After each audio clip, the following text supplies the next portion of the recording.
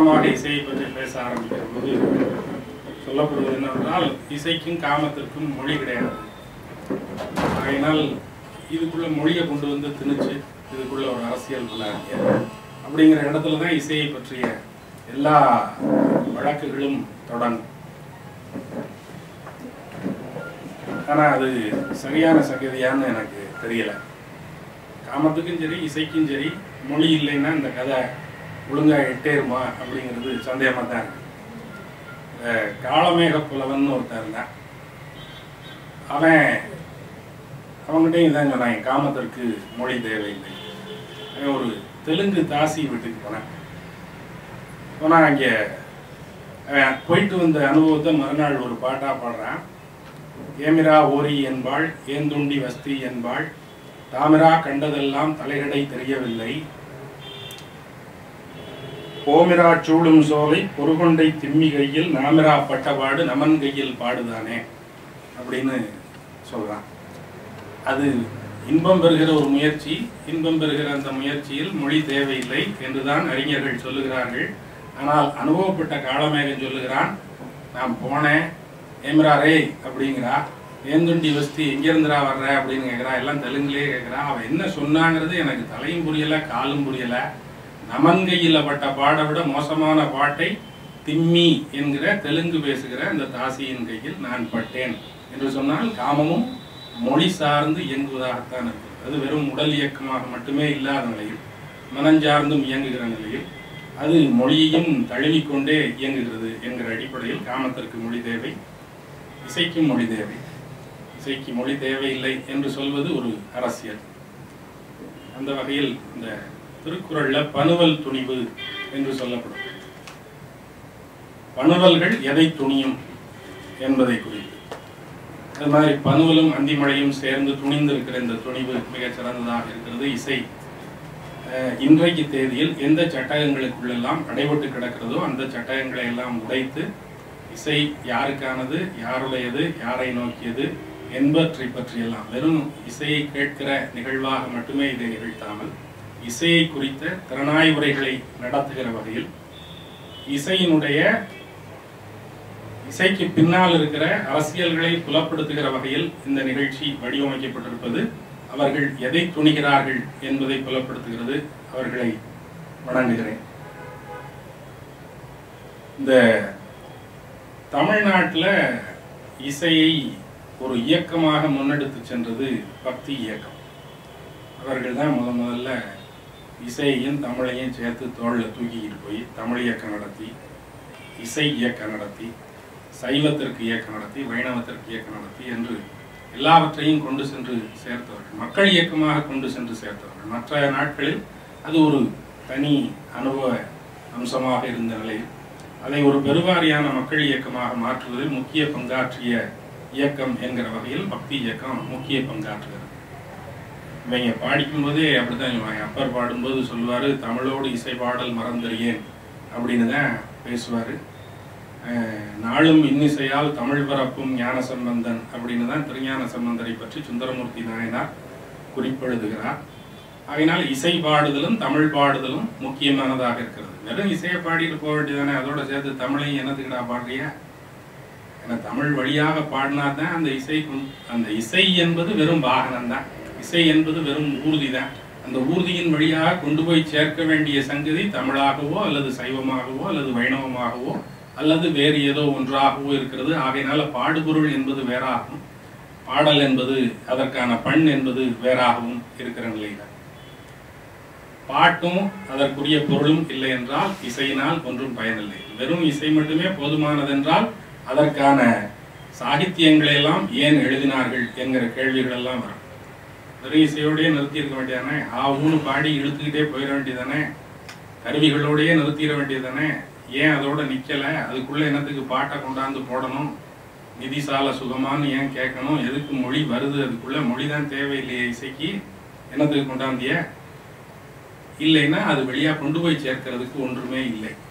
இது வெறும் அனுபவப்பாடு. இன்னொருத்தருக்கு இந்த வெறும் இசை மட்டுமே போதுமானது, இசைக்கு மொழி தேவையில்லை என்று சொல்கிறவர்கள் எல்லாம் அந்த இசையை தங்கள் மனத்திற்குள் மட்டுமே நிகழ்த்தி கொள்வதற்கு கடமைப்பட்டவர்கள். அவர்களுடைய மனத்திற்குள் அந்த இசை நிகழ்கிற போது அதற்கு மொழி இருக்கிறதா இல்லையா, இருந்தால் அது என்ன மொழி என்பதை பற்றி யாருக்கும் எந்த கேள்வியும் வரப்போவதில்லை.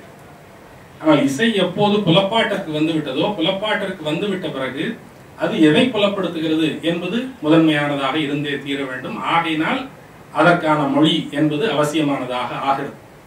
இது எனக்கு புரிகிற மொழியில் அமைய வேண்டும் என்று நான் விரும்புவது என்னை அதோடு தொடர்புபடுத்திக் கொள்வதற்கு எளிதாக இருக்கும் என்கிற காரணத்தினால், எனக்கு விளங்காத மொழியில் எனக்கு விருப்பமான இசையை நீங்கள் பாடுவீர்கள் என்றால் என்னால் அத்துடன் தொடர்பு கொள்ள முடியவில்லை என்கிற நிலையில் நான் அதனுடைய எல்லைகளிலிருந்து விலக்கி வைக்கப்படுகிறேன் என்பது சிக்கலாக இருக்கிறது. எனக்கு வந்து சேர வேண்டிய செய்தி எனக்கு வந்து சேரவில்லை, அதற்கான அனுமதி மறுக்கப்படுகிறது என்கிற நிலையில் அதன் மேல் எனக்கு கேள்வி உண்டாகும்.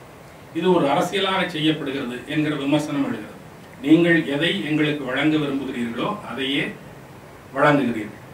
ஆகையினால் அது அல்லாத எதையும் கோருகிறவர்களை மடக்கி வைத்துவிட்டு நீங்கள் அரசியல் செய்கிறீர்கள், நீங்கள் மொழி என்று வெறிக்கூச்சல் போடுகிறீர்கள் என்று குற்றஞ்சாட்டப்படுகிறது. இது வெறிக்கூச்சல் இல்லை.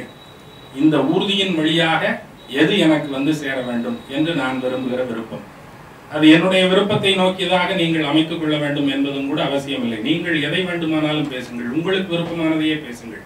இந்த ஊர்தியின் வழியாக உங்களுடைய விருப்பமே என்னை வந்தடையட்டும், எனக்கு அதுல ஒன்றும் தடை இல்லை. ஆனால் வந்தடைவது எது என்பதை நான் அறிந்து கொள்வதற்கான உரிமை எனக்கு இருக்க வேண்டும். எது என்னிடம் வந்து சேர்கிறது என்பதே தெரியாமல் அதை நான் அனுபவிக்க வேண்டும், இல்லை என்றால் நான் ஞான சூன்யம் என்று சொல்லப்படுமானால் அது நியாயமானதில்லை. எனக்கு எது வழங்கப்பட்டது நான் அனுபவிக்க வேண்டும், இந்தா கொடுக்குறேன் அனுபவி. நான் எதை அனுபவிக்கிறேன், அது எனக்கு விளங்கணுமா இல்லையா? எதை அனுபவிக்கிறேனே தெரியாம நான் பாட்டுக்கு நான் ஒரு பெண்ணை தழுவுவதாக நினைத்து கொண்டு ஒரு பொம்மையை கட்டி தழுவுகிறேனா அல்லது பெண்ணைத்தான் கட்டி தழுவுகிறேனா என்பது எனக்கு தெரிய வேண்டாமா? நான் எனக்கு ஒன்று வழங்கப்படுகிறது, இதுதான் வழங்கப்படுகிறது என்பது எனக்கு தெரிய வேண்டாமா? ஆகையினால மொழிக்கு ஒரு முகாமை இருக்கிறது என்பது உண்மையா இல்லையா? வெறும் இசை மட்டும் போதுமானது என்பது ஒரு பம்மாத்தா இல்லையா? ஆகையினால மொழி அவசியமாக இருக்கிறது. அதுதான் தமிழ் மரபு. பண்ணெல்லாம் பாடற்கு எய்கின்றேல் கண்ணெல்லாம் ஓர்ந்து கண்ணோடாத கண் என்று வள்ளுவன் சொல்லுகிறது. இது பாடலுக்கு ஏற்ற வகையில் பண் உட்காராதென்றால், இசை உட்காராதென்றால் அந்த இசையினால் என்ன பயன் என்கிற கேள்வியை ஆதிகாலந்தொட்டே வைத்துக் கொண்டே இருக்கிறார். இழுக்குடைய பாட்டுக்கு இசை நன்று என்று நல்வழி சொல்கிறது. ஒரு மோசமான பொருளே இல்லாத அர்த்தமற்ற வார்த்தைகளை போட்டு நிரப்புகிற ஒரு பொருளற்ற பாட்டை காட்டிலும் வெற்று இசை நல்லது. வெற்று இசை அப்போது மட்டும்தான் நல்லது. பொருளில்லாத பாட்டு வருகிற காலத்தில் மட்டும்தான் வெற்று இசை நல்லது. இல்லை என்றால் இசையினுடைய தன்மை என்பது ஒரு பாடலை சுமந்து செல்வதாகத்தான் இருக்க வேண்டுமே தவிர வெறும் இசையாக வருவதனால் ஒரு பயனும் இல்லை. இசைத்தவனுக்கும் பயனில்லை, இசை கேட்டவனுக்கும் பயனில்லை. ஏனென்றால் கொண்டு செல்லப்படுகிற செய்தி எதுவுமே இல்லை என்பதுதான் கோளாறு. அதனால பக்தி இயக்கம் தான் கொண்டு செலுத்த விரும்பிய பொருளை கொண்டு செலுத்துவதற்கு இசை மாதிரியான ஒரு கருவியை பிடித்துக் கொண்டது. அதை எல்லா மக்களுக்கும் கொண்டு போய் சேர்க்க வேண்டும் என்கிற நிலையில் தமிழ் மாதிரியான ஒரு மொழியை பிடித்துக் கொண்டது. செய்தியாக சைவத்தையும் சைவம் சார்ந்த மெய்யியல் கருதுகோள்களையும் முன்வைத்தது. வைணவர்கள் வைணவத்தை முன்வைத்தார்கள். இப்படி வைணவர்கள் நடத்தியதும் சரி, சைவர்கள் நடத்தியதும் சரி, மொழி சார்ந்த இயக்கமாகவும் இசை சார்ந்த இயக்கமாகவும் அமைந்தது.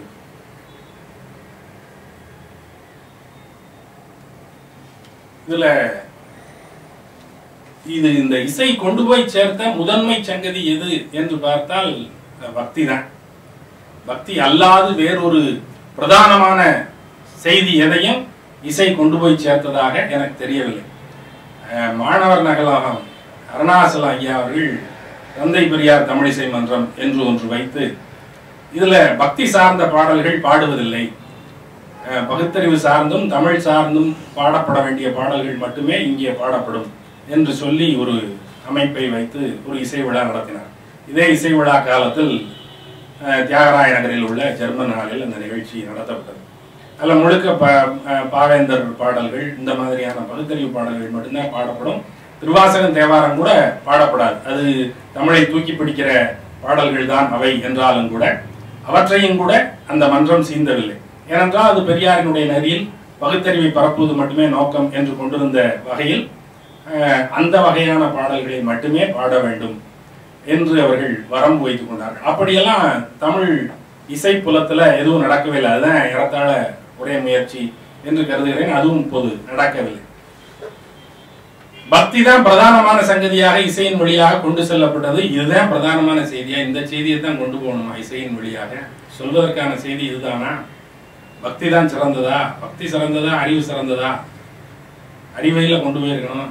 எதுக்கு பக்தியை தூக்கி தோளில் சுமந்துக்கிட்டு போனாங்க அப்படின்னு கேட்டா அது வேற விவாதம். அறிவு முதன்மையானதா அல்லது பக்தி முதன்மையானதா என்பது வேறு விவாதம். பக்தி தான் கொண்டு செல்லப்பட்டது. இது இந்த பக்தி இயக்கத்தில் இருந்த தொடக்க கட்ட முரண் அது தத்துவார்த்த முரணாகவும் அதுவே அமைந்தது. இசைக்கின்னு மட்டும் இல்ல, பொதுவிலேயே பக்தி மரபுல அறிவை முதன்மைப்படுத்துவதா அல்லது விசுவாசம் சார்ந்து நிற்கிற பக்தியை முதன்மைப்படுத்துவதா என்பதுதான் பிரதான பிரச்சனை. அவர்கள் அறிவை முதன்மைப்படுத்தவே இல்லை. எந்த இடத்துலையும் அறிவை முதன்மைப்படுத்தவே இல்லை. அறிவை முதன்மைப்படுத்தினால் அவன் கடவுள் எங்கிருந்து வந்தாருன்னு கேள்வி கேட்டுறான். ஆகையினால அறிவு எங்கேயும் பக்தி இயக்கத்தில் முதன்மைப்படலை. பக்தியை தான் முதன்மைப்படுத்தினான். விசுவாசத்தோடு இருங்கள் என்றுதான் எல்லா சமயங்களும் பேசுகின்றன.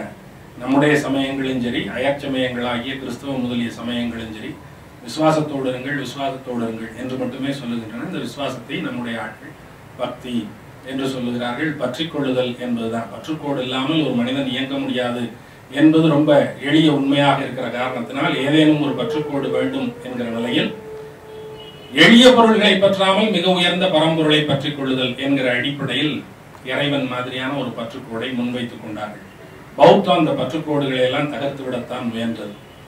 பௌத்தம் இதெல்லாம் வேண்டாம், பிடிமானமே வச்சுக்காத, உனக்கு நீ மட்டும்தான் பிடிமானம் என்றுதான் சொல்லுகிறது.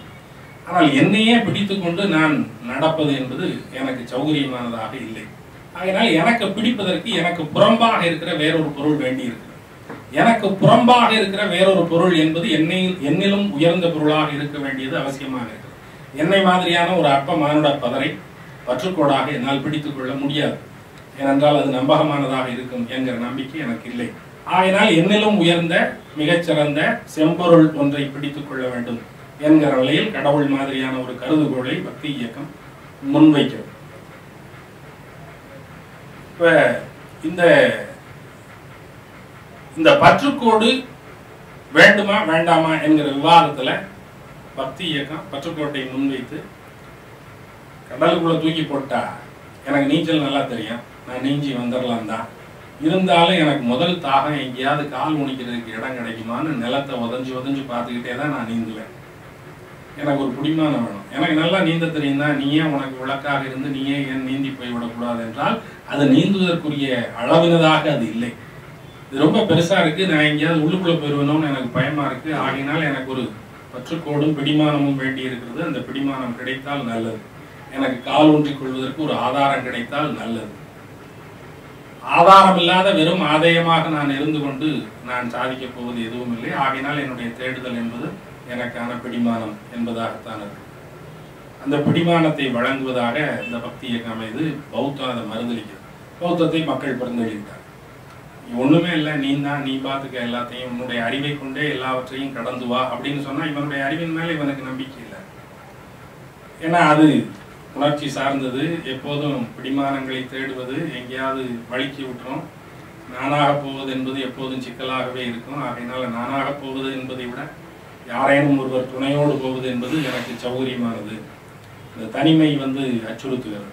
ஒற்றையாளாக நின்று விடுவேனோ அப்படிங்கிறது எனக்கு பயத்தை தருகிறது. மனிதர்களின் துணை இல்லாமல் அற்றுப்போவது என்பது சாத்தியமாகக்கூடியது. ஆனால் கடவுளின் துணை இல்லாமல் அற்றுப்போவது என்பது சாத்தியமாக கூடியதில்லை. ஆகையினால் கடவுளை துணை கொண்டு நான் இந்த கடலை கடப்பேன் என்கிற நம்பிக்கையில ஒரு பற்றுக்கோட்டை அது முன்னிறுத்துகிறது.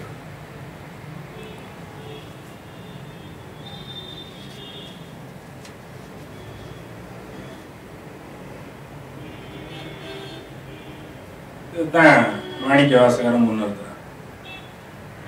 பொதுவில் பக்தி மரபினுடைய இயல்பு அது என்றாலும் மாணிக்கவாசகர் நிறுத்துகிற போது அதுக்கு அழுத்தம் கூடுதலானதாக இருக்கிறது. பால் நினைந்தூட்டும் தாயினும் சாலப்பறிந்து நீ பாவியனுடைய ஊனினை உருக்கி உள்ளொளி பெருக்கி உலப்பில ஆனந்தமாய தேனனை சொரிந்து செல்வமே புறந்துரிந்த செல்வமே சிவபெருமானே யானுனை தொடர்ந்து சிக்கென பிடித்தேன் எங்கெழுந்தருள்வது நீயே என்று பாடுகிற போது நீ என்னை விட்டு ஓடிடலாம் முடியாது, நான் உன்னை கெட்டியா பிடிச்சி வச்சிருக்கேன். மார்ஜர நியாயம், மர்க்கட நியாயம் என்று 2 நியாயங்கள் பேசுவார்கள் பக்தி மரபில். மர்க்கடம் என்பது குரங்கு, மார்ஜாரம் என்பது பூனை. இது பூனை குட்டியை எப்படி தூக்கி செல்கிறது, குரங்கு குட்டியை எப்படி தூக்கி செல்கிறது என்பதை பக்தி மரபிற்கான உதாரணங்களாக அடையாளம் காட்டுவார்கள். குரங்கு விஷயத்துல குட்டிக்கு தான் பொறுப்பே ஒழிய குரங்குக்கு எந்த பொறுப்பும் இல்லை. குட்டி தான் தாயை கவ்வி பிடித்து கொண்டிருக்கும், குரங்கு அது பாட்டுக்கு மரத்திற்கு மரம் தாவி கொண்டு போய் கொண்டிருக்கும். ஆனால் பூனை விவகாரத்துல குட்டிக்கு எந்த பொறுப்பும் கிடையாது, தாய் பூனைக்கு தான் எல்லா பொறுப்பும். தாய் பூனை குட்டியை பல்படாமல் கவ்வி பிடித்து கொண்டு கடக்க வேண்டிய தூரங்களை எல்லாம் கடந்து கொண்டிருக்கும். அது மாதிரி முழுமையான ஈடுபாட்டில், முழுமையான விசுவாசத்தில், முழுமையான பற்றுதலில் நிற்கிறவனை கடவுளே வந்து தூக்கி கொண்டு போய் விடுவார். அதனால எந்த முயற்சியும் செய்ய தேவையில்லை. செய்ய வேண்டிய முயற்சி என்பது முழு சரணாகதி மட்டுமே. முழு சரணாகதி அடைந்து விட்டால் பார்க்க வேண்டிய வேலையை இறைவன் பார்த்துக் கொள்வான், நீங்கள் சும்மா இருக்கலாம் என்று சொல்கிறது பக்தி மரபு. செயலை அறுத்து விடுது. செய்ய வேண்டிய வேலைகளை எல்லாம் செய்து கொண்டே இருக்கலாம், ஆனா பொறுப்பு வந்து நம்முடையதில்லை. அன்றே செய்வாய் பிழை செய்வாய், நானோ இதற்கு நாயகமே என்று மாணிக்கவாசகர் கையை தூக்கி விடுவார். நான் அயோக்கிய வேலை கூட செஞ்சிருக்கலாம், நான் செய்யல, என் வழியாக நீதான் செய்தாய். ஏனென்றால் என்னுடைய பொறுப்பென்று எதுவும் இல்லை, எல்லா பொறுப்புகளையும் உனக்கே அளித்து விட்டேன். ஆகையினால் செய்ததெல்லாம் நீதான் செய்தாய், என் வழியாக நல்லதும் நீதான் செய்தாய், கெட்டதும் நீதான் செய்தாய் என்கிற அந்த கருதுகோளை மாணிக்கவாசகர் முன்வைக்கிறார். கொடிரும் பேதையும் கொண்டது விடாதனும் படியே ஆகினல் இடையரா அன்பில் பசுமரத்தாணி அறைந்தாற் போல என்று தொடரும் மாணிக்கவாசகர் பாட்டு. கொடிருங்கிறது கொரடு. கொரடை வச்சு ஆணியை புடுங்கிறதுக்கு கொரடை வச்சு அழுத்தணும்னு அந்த கொரடு விடாது. ஆணியை புடுங்கிறது வரைக்கும் கொரடு ஆணியை விடாது. அதே மாதிரி முட்டாளும் கொண்டதை விட மாட்டான், அவன் பிடிச்சபடிய விடாம பேசிக்கிட்டே இருப்பான். அது மாதிரி கொடிரையும் பேதையும் போல கொண்டதை விடாமல் இறுக்கி பிடிச்சுக்கிட்டா கடவுள் என்ன செய்வார்? என்னை இழுத்து தழுவி காப்பாற்றி கொண்டு போவதை தவிர அவருக்கு வேற என்ன வேலை என்று கேட்கிற கேள்வி மாணிக்கவாசகர் வசத்தில் முன்வைக்கப்படுகிறது.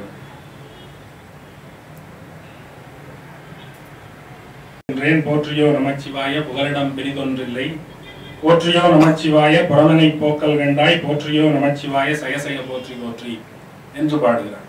என்னை வெளியில தள்ளி விட்டுறாத, என்னை பிடிச்சிக்க, நீ மட்டும்தான் சதம், உன்னை மட்டும்தான் நான் நம்பி இருக்கேன், உன்னை மட்டும்தான் நான் பிடிச்சிக்கிட்டு இருக்கேன், என்னை வெளியில தள்ளி விட்டுறாத, என்னை காப்பாத்து என்கிற முறையீடாக அது வருகிறது. எல்லாரையும் காப்பாத்துவானா கடவுள்? நல்லவன் கெட்டவன் போனவன் வந்தவன் இருக்கிற வேலை பூரா காப்பாத்துறது அவனுக்கு வேலையா? அப்புறம் அவன் என்ன நடுநிலை நாயகம்? நல்லாருக்கும் பொல்லாருக்கும் நடுநின்ற நடுவே அப்படின்னு சொல்றாரு வள்ளலார். அது என்ன, நல்லவனுக்கும் நடுவில் இருப்பாரு, அயோக்கிய பயலுக்கு நடுவில் இருப்பாருன்னா அப்புறம் என்னையா நடுவில் இருக்கிற ஆளு? நடுநிலை என்பது தீயவனையும் சகித்துக் கொள்ளுதல், நல்லவனையும் தாங்கிக் கொள்ளுதல் என்பதா? நடுநிலை என்பது தீயவனை கண்டிப்பதாகவும் நல்லவனை தழுவுவதாகவும் அல்லவா இருக்க வேண்டும். அப்படி இல்லையே, நல்லவனுக்கும் நீ நல்லவன், கெட்டவனுக்கும் நீ நல்லவனா, அப்புறம் இது சரியா இல்லையே அப்படின்னா இவரும் அதைத்தான் சொல்றாரு மாணிக்கவாசகரும். நான் திருடனா இருக்கலாம், நான் அயோக்கியனா இருக்கலாம், நான் நஞ்சே மயமான ஆளாக கூட இருக்கலாம், ஆனாலும் கூட நீ என்னைய காப்பாற்றணும், நான் எவ்வளவு அயோக்கியனா இருந்தாலும் நீ என்ன காப்பாற்றணும் என்று முன்வைப்பதுதான் பக்தி மரபினுடைய சாராம்சமான செய்தி. அவர் சொல்றாரு, விச்சதின்றியே விளைவு செய்குவாய், வெண்ணு மண்ணகம் உழுதும் யாவையும் வைச்சு வாங்குவாய், வஞ்சக பெரும் புலையனேனையும் கோயில் வாயிலில் பிச்சனாக்கினாய், பெரிய அன்பருக்கு உரியனாக்கினாய், தாம் வளர்த்ததோர் நச்சு மாமரம் ஆயினுங்குலார் நானும் அங்கனே உடையநாதனே. நச்சு மாமரம் தான், அது நல்ல பழமே அதுல வராது, அது நஞ்சு பழங்கள் தான் வரும், நச்சு மாமரம். ஆனாலும் கூட நான் வச்ச மரம், நான் வச்ச மரங்கிறதுனால அது நஞ்சு மரமாக இருந்தாலும் அதை நான் கொல்வேனா? நான் வச்ச மரம் இல்லையா, என்ன இருந்தாலும் நான் அதை காப்பாற்ற மாட்டேனா?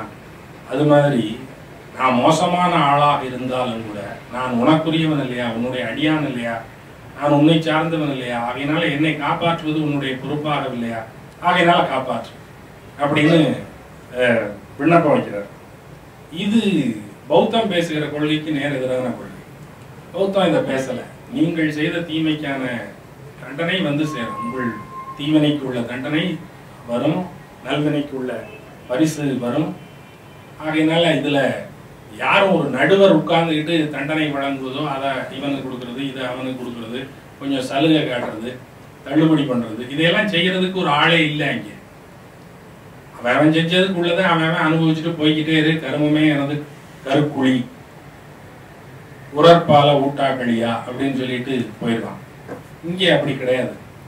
இங்கே நான் தப்பாவே செஞ்சுட்டாலும் நான் மன்னிப்பு கேட்குறேன், மொட்டை அடிக்கிறேன், கோயிலுக்கு பழனிக்கு நடந்து வர்றேன், அழகு ஊத்துறேன், என்னத்தையாவது ஒன்று சொல்லிக்கிட்டு இதையெல்லாம் நான் செஞ்சதுனால நீ எனக்கு மன்னிப்பு வழங்கு, நான் உண்டியில் கொண்டாந்து காசு போடுறேன் அப்படின்னு எல்லாம் சொல்ல முயல்வதனுடைய விளைவு நேர் எதிர்நிலைக்கு வந்துருச்சு. பௌத்தம் பேசிய அறிவு நிலைக்கு நேர் எதிரான நிலைக்கு பக்தி இயக்கம் எடுக்குது. நான் என்ன செஞ்சாலும் பொறுத்துக்க, அதை சமூகத்துல பிரதிக்கிட்டு பார்த்தோம்னு வச்சுக்கோங்க. இது நான் ஒரு கட்சியில இருக்கேன், அந்த கட்சியினுடைய தொண்டனா இருக்கேன், கட்சியினுடைய தலைவர் இருக்கார். நான் என்ன அயோக்கியத்தனம் பண்ணாலும் தலைவரை விசுவாசமாக நம்பினால் என்னுடைய அயோக்கியத்தனங்கள் எல்லாம் மன்னிக்கப்படும் என்று அது வரும். நான் ஒரு யூனியன்ல இருக்கேன், யூனியன் உறுப்பினனா இருக்கேன், யூனியன் தலைவர் நான் யூனியன் ஆளுங்கிறதுக்காகவே நான் என்ன அயோக்கியத்தனம் செய்தாலும் அதை பொறுத்துக் கொள்வார், மன்னிப்பார், என்னை காப்பாற்றுவார்.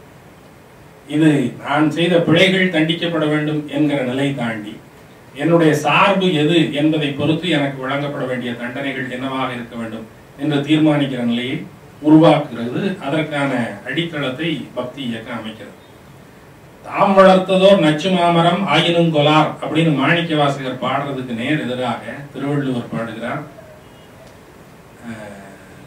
இளைதாக முள்மரம் கொள்வர் களையுணர் கைகொள்ளும் காழ்த்த விடத்து என்று வள்ளுவர் சொல்லுகிறார். வச்சது முள்ளு மரம், முள்ளு மரம்னு தெரிஞ்சு போச்சு. அது எப்ப அது முளைக்கையிலே தெரிஞ்சு போயிடும் இது முள்ளு மரம்னு. அது சின்னதா இருக்கையிலே பிடுங்கி எரிஞ்சிருது. பெருசா அதை வளர விட்டீங்கன்னா வளர்ந்ததுக்கு அப்புறம் அதை வெட்ட போகும்போது கையை குத்தி கிழிச்சிடும்.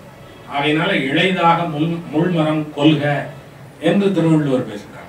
திருவள்ளுவர் பேசுவது வேறு நிலை, மாணிக்க வாசகர் பேசுவது வேறு நிலை. எதிரெதிரான நிலைகள் பேசுகிறார். சார்ந்த நிற்கிறவனுக்கு சார்பு வழங்குதல் என்பது ஒன்று, சார்புணர்ந்து சார்பு கிட ஒழுகுதல் என்பது மற்றொன்று. ரெண்டு எதிரெதிரான முரண்பாடான நிலைகள் தமிழ் இலக்கியத்துல, தமிழ் பரப்புல பேசப்படுது. இது ஏன் நான் அயோக்கியன்னா என்னை வெட்டினா என்ன, இப்ப நான் கோளாறுனா நான் களையப்பட்டால் என்ன அப்படிங்கிறதுக்கு மனம் தயாராக மாட்டேங்குது.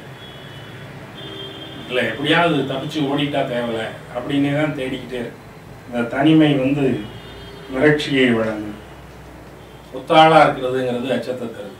நான் தனிமைப்படுத்தப்பட்டு தண்டிக்கப்பட்டு விடுவேனோ என்பது எனக்கு அச்சத்தை தருகிறது. அதனால அந்த தனிமையை மாற்றிக்கொள்ளுதல் என்பது இறைவனின் துணையோடு சாத்தியம் என்று மாணிக்க வாசகர் கருதுகிறார். ஒருவனை போற்றி ஒப்பில் அப்பனை போற்றி வானோர் குருவனை போற்றி எங்கள் கோமள கொழுந்து போற்றி வருகென்று என்னை நென்பால் வாங்கிட வேண்டும் போற்றி தருகனன் பாதம் போற்றி தமியனேன் தனிமை தீர்த்தேன் அப்படின்னு பாடுறாரு. என்னுடைய தனிமையை நீ தீரு அப்படிங்கிறார்.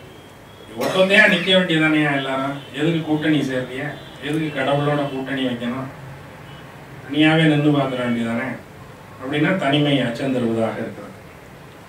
கூட்டு சேருவதனால விளைய போற பயன் என்ன அப்படின்னா, கடவுளை அடைவதனால விளைய போற பயன் என்ன அப்படின்னா, ஒரு அந்தமொன்றில்லா ஆனந்தம் கிடைக்கும் அப்படின்னு நினைக்கிறேன். தந்தது உந்தன்னை கொண்டது என் தன்னை சங்கரா ஆர்வலோ சதுரர் அந்தமொன்றில்லா ஆனந்தம் பெற்றேன் யாது நீ பெற்றதுன்றென்பார் அப்படின்னு பாடுறார். நம்ம ரெண்டு பேர்ல யார் கெட்டிக்காரன்னு ஒரு போட்டி வச்சு பார்ப்போம். நீ கெட்டிக்காரனா நான் கெட்டிக்காரனா? நீ உன்னை கொடுத்த பதிலுக்கு என்ன எடுத்துக்கிட்ட? எனக்கு கிடைச்சது பெருசா இல்ல உனக்கு கிடைச்சது பெருசா? என்னைய வச்சுட்டு நீ என்ன செய்ய போற? ஒன்னும் செய்ய போறதில்ல. உன்னைய வச்சுக்கிட்டு எனக்கு அந்தமில்லாத ஆனந்தம் கிடைத்தது, அந்தமொன்றில்லா ஆனந்தம் பெற்றேன் யாது நீ பெற்றதொன்று என்பால். இந்த அந்தமில்லா ஆனந்தம் இந்த பக்தியின் வழியாக இறைவனை பற்றி கொள்வதன் வழியாக சாத்தியப்படும் என்பதால் திரும்ப திரும்ப இந்த பக்தியின் வழியாக இறைவனை தழுவுவதற்கு இவர்கள் முயல்கிறார்கள். அது என்ன வகையான இன்பம் அப்படின்னா இவர் ரொம்ப அதை உருக்கமா விளக்கப்படுத்தி சொல்றார்.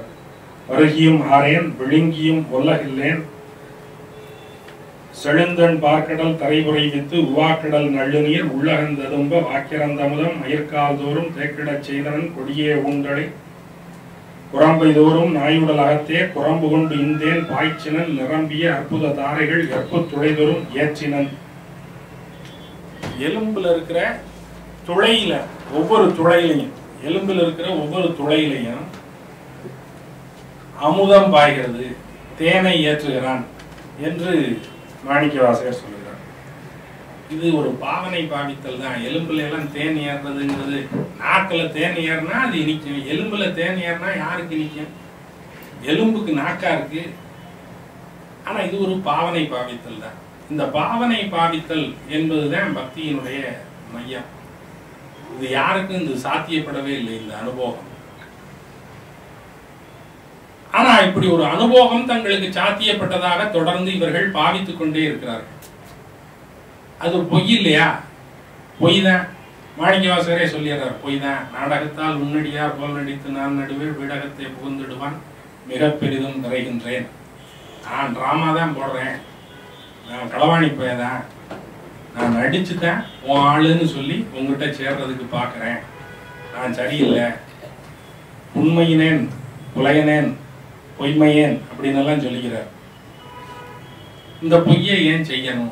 பொய்யான பாவனைகளை ஏன் செய்ய வேண்டும் அப்படின்னா, இந்த பொய்யான பாவனை என்றைக்காவது ஒரு நாளைக்கு மெய்யாகிவிடும் என்கிற நம்பிக்கையில இந்த பாவனையை திரும்ப திரும்ப செய்து பார்த்து கொண்டே இருக்கிறார். பாவனையின் வழியாக, பொய்யின் வழியாக உண்மையை அடைதல், பாவனையின் வழியாக பொய்மையின் முற்றத்தை கடந்து உண்மையின் கதவுடைத்தல் அப்படிங்கிறது மாதிரியான ஒரு சங்கதியை பக்தி இயக்கம் முயன்று பார்க்கிறது. இது அப்படியெல்லாம் சில சமயங்கள்ல ஆயிரக்கூடும் தான். இந்த இழவு வீடுகள்ல எல்லாம் பாத்தீங்கன்னா ஒரு ஆள் செத்து கிடக்கும். அப்ப சுத்தி இருக்கிறவங்க எல்லாம் உட்கார்ந்து கூவி அழுதுகிட்டு இருப்பாங்க. அந்த அந்த செத்து போன ஆளுக்கு ரொம்ப நெருக்கமான சொந்தக்காரர்கள் எல்லாம் அழுது கொண்டிருப்பாங்க. வெளியில இருந்து சொந்தக்காரன் எல்லாம் துக்கம் விசாரிக்கிறதுக்கு வருவான், அழுது வைக்கிறதுக்கு. வந்தவன் அங்கே ரோட்டு முனைக்கு வர்றது வரைக்கும் சிரிச்சு பேசிக்கிட்டு தான் வருவாங்க. அவங்கெல்லாம் அந்த துக்கம் நேரடியா பாதிக்கல, அவனுக்கு இல்லை அந்த இழப்பு. அந்த குடும்பத்துல அவனை செத்து போனவனை சார்ந்து நிற்கிறவர்களுக்கு தான் நேரடி இழப்பு. அதனால் அவர்கள் குமரி குமரி அழுவார்கள். மற்றவர்கள் எல்லாம் இயல்பாகத்தான் இருப்பார்கள். தெருமுனைக்கு வர்றது வரைக்கும் சாதாரணமாக இயல்பாகத்தான் வருவார்கள். அந்த வீட்டுக்குள்ள வரும்போது ஐயோ மாமா போயிட்டீங்களே அப்படின்னு கத்திக்கிட்டே ஓடியாருவான், அழுதுகிட்டே ஓடியாருவான். நான் வாசல் வரைக்கும் சிரிச்சுக்கிட்டே வந்தேன், வாசலுக்குள்ள நுழைஞ்ச உடனே ஐயோ மாமான்னு அழுதுகிட்டே ஓடியாருன்னா அது ஒரு பாவனை தான். அப்புறம் என்ன ஆகும்னா, இல்லை அந்த பாவனையோட உள்ளுக்குள்ள ஓடிட்டு வரும்போது உள்ள ஏற்கனவே அழுது ஓஞ்சிருக்கிற பொம்பளைகள்லாம் புதுசா ஒரு ஆள் அழுதுகிட்டு வருதுன்னொடனே மறுபடியும் ஓன்னு அழுக ஆரம்பிப்பாங்க. அப்ப என்ன ஆகும், அவங்க அழுகிற அழுகையில் இருக்கிற உண்மையை பார்த்துட்டு இந்த பயலுக்கு உண்மையாவே கண்ணீர் வந்துடும். ஆஹா, செத்தவன் சரி, இருக்கிறவங்க எல்லாம் இப்படி அழுகிறார்களே, பெரிய இழப்பா இருக்கு உங்களுக்கு, ரொம்ப துன்பமா இருக்கு அப்படின்னு நினைச்சு பொய்யா கண்ணீர் விட்டுக்கிட்டு வந்தவன் உண்மையாகவே கண்ணீர் விடுகிற நிலை உண்டாயிடும். அது மாதிரி ஒரு பாவனையை பொய்யை மெய்யாக்கி விடுவதை போல, பாவனையை செய்தே பாவனையை மெய்யாக்கி விடுவதை போல ஒரு முயற்சியை பக்தி இயக்கம் செய்ய முயல்கிறது.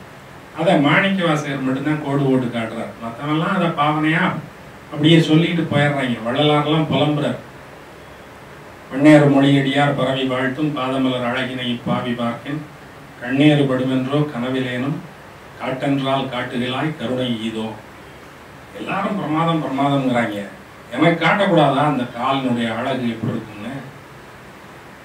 இவ்வளவுதானே அவன் கருணை அப்படின்னு புலம்புற. பார்த்தவன் பார்த்ததா சொல்றதும் பாவனை தான். அந்த பாவனை எனக்கு ஏன் வாய்க்கல அப்படின்னு இவர் பாடுறதும் பாவனை தான். இந்த பாவனைகள் என்றைக்காவது ஒரு நாளைக்கு உண்மையாகி விடாதா என்கிற ஏக்கத்தில் இவையெல்லாம் பாடப்படுகின்றன. இது காட்சிப்பாடுதான் உண்மை. மற்றதெல்லாம் என்றைக்காவது ஒரு நாள் அது காட்சிப்பட்டு விடாதா என்கிற நிலையில் மனத்தில் உருவாக்கி கொள்கிற பொய்மை காட்சிகள்.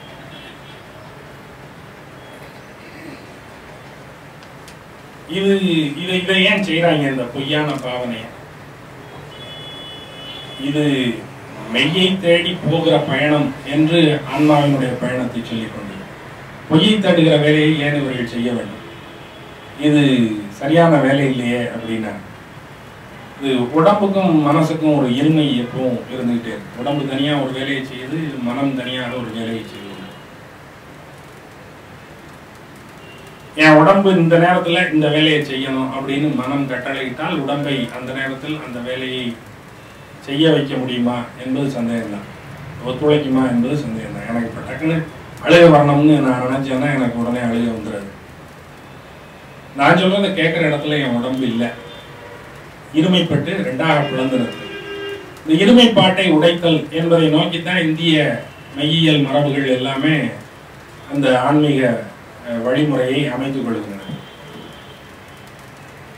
இத சைவ மரபுல இந்த ஒருமையை எப்படி அடைவது என்பதற்கான ஒரு சிறு முயற்சி இங்கே சுட்டிக்காட்டப்படும்.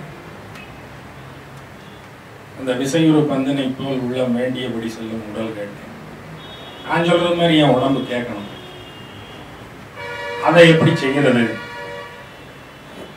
அத அந்த அன்பை தொடுக்காக கொண்டு உடலையும் மனத்தையும் ஒருங்கிணைத்துடன் மனம் பாவனைகளாகவே செய்து கொண்டிருக்கிறது. உடம்பு சில சமயங்களில் அதற்கு ஒத்துழைக்கிறது, சில சமயங்களில் ஒத்துழைக்க மறுக்கிறது. அதனால இந்த பொய்மையை ஒரு பாவனையாக செய்து கடைசியில் ஒரு கட்டத்தில் இதை மெய்யாகவே ஆக்கிவிட முடியுமா என்கிற முயற்சியில இவர் சொல்றாரு, புணர்ப்பதொக்க எந்த எண்ணெய் ஆண்டு பூன நோக்கினாய் புணர்ப்பதன்றி என்ற போது நின்னோடென்னிதான் புணர்ப்பதாக வன்றிதாக வன்புனின் கலக்கணே உணர்ப்பதாக அங்கனால புங்கமான போகமே என்று பாடுகிற போது, இது என்னுடைய உடம்பு நான் அடைய வேண்டிய இடத்திற்கு என்னை கொண்டு செல்லாது என்பது எனக்கு தெரிகிறது. புணர்ப்பது அன்று இது என்று எனக்கு தெரிகிறது. அப்ப புணர்ப்பது எது, உன்னோடு என்னை கூட்டுவிப்பது எது அப்படின்னா அது அன்புதான் அந்த வேலையை செய்ய முடியும். அதனால அன்பின் வழியாக உன்னை புணர்வதற்கு ஏதேனும் வழி உண்டா என்று நான் முயன்று பார்க்கிறேன் என்று முயல்கிற முயற்சி தான் இது. அந்த அன்பை கிளர்த்துவதற்கு இசை வேணும். வெறுமனே இத ஒரு வசன பாடலா சொன்னா இது யாருக்கும் எந்த அப்பீலையும் உண்டாக்காது. ஆகையினால இதை இசையோடு புணர்த்தி பாட வேண்டியிருக்கிறது. இசை உணர்ச்சியை தட்டி எழுப்புகிறது, இதயத்தை தொடுகிறது, உருக்குகிறது. பொருள் புரிகிற போது, பொருள் புரியாத நிலையில் அது எந்த உருக்கத்தையும் கொண்டு வராது. எந்த சமஸ்கிருத மந்திரத்தையும் சொல்லுகிற போது யாரும் கண்ணீர் விட்டது மாதிரியாக தெரியவில்லை. ஆனால் அரிசியோ நானிடுவேன் ஆத்தாள் தனக்கே வரிசையிட்டு பார்த்து மகிழாமல் உருசியுள்ள தேனே திரவியமே செல்வ பூங்கோமானே என்றழைத்த வாய்க்கி அப்படின்னு பாடினா கண்ணீர் வந்துடும். வரிசையா அந்த 10 பாட்டையும் பாடினா கண்ணீர் வந்துடும். திருவாசகம் பாடினா கண்ணீர் வந்துடும். உருக்குகிற சங்கதி இசையோடு இருக்க வேண்டும் என்பது முதன்மையானதுதான். இசையோடு இல்லை என்றாலும் அது பொருளோடு இருக்க வேண்டும் என்பது முதன்மையானது. பொருள் இல்லாத ஒன்று இதயத்தை தொடும் என்பதற்கு எந்த சாத்தியக்கூறும் இல்லை. ஆகையினால் அது பொருளுள்ளதாக இருக்க வேண்டும். அந்த பொருளுள்ள அந்த சங்கதி பண்ணோடும் இருந்தால் அது நல்லது. ஏனென்றால் பண் அந்த சங்கதியை கொண்டு செல்லும் வாகனமாக பயன்படும். பண் சுமந்த பாடல் அப்படின்னு மாணிக்கவாசகரே சொல்றார் ஒரு இடத்துல. அந்த இசை என்பது பாட்டை சுமந்து கொண்டு போக வேண்டும். பண்ணினால் சுமக்கப்பட்ட பாடலுக்கு எட்டேறுகிற தூரம் அதிகம். அதனால பண் சுமந்த பாடல் வேண்டும். பண் சுமந்த பாடல் பரிசு படைத்தருளும் பெண் சுமந்த பாகத்தன் பெம்மான் பெருந்துரையான் பெண் சுமந்த கீர்த்தி வியன் மண்டல தீசன் கண் சுமந்த நெற்றி கடவுள் கரிமதுரை மண் சுமந்து கூலி கொண்டே காவல் மண் சுமந்து கூலி கொண்ட கோவால் மொத்துண்டு பொன் சுமந்த மேனி பாடுதுங்கான் அம்மானாய் என்று பாடுகிற போது இசை என்பது உறுதியா அதன் வழியாக கொண்டு செல்லப்படுகிற செய்தி ஏதோ ஒன்றாகும்.